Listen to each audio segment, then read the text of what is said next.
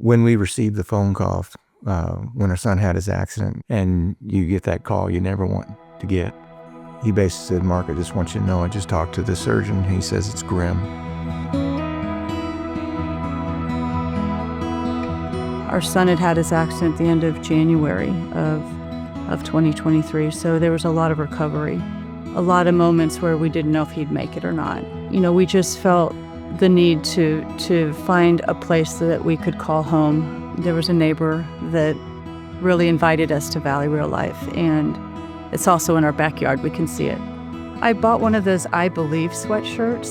I had gotten the wrong size, so I'd seen some cars down in the parking lot, and so I went down there in between meetings to see if I could exchange the sweatshirt, and there was just a group of women standing there, and one woman in particular helped me, and she had started to talk, and she had said, I know God's in charge, and that really resonated with me because that's something that really got us through. And Jolene said, could you mind telling me what happened? And I told them a little bit. She stopped me and she said, "Oh my gosh, I know this story." And I said, "What do you mean you know this story?" She goes, "We've been praying for you and praying for him."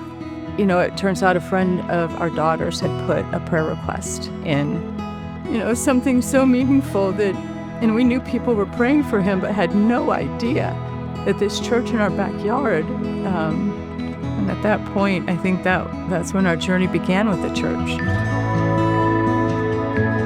We're excited about new beginnings, figure our way through how we can help Valley Real Life.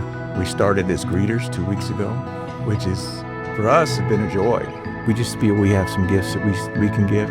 Having Valley Real Life and the Unfinished really matches where we are in our life. We both just recently retired, and I think I have a feeling of excitement because I don't know where he's leading us, but we're excited about what life looks like in the future, and Valley Real Life's a big part of that.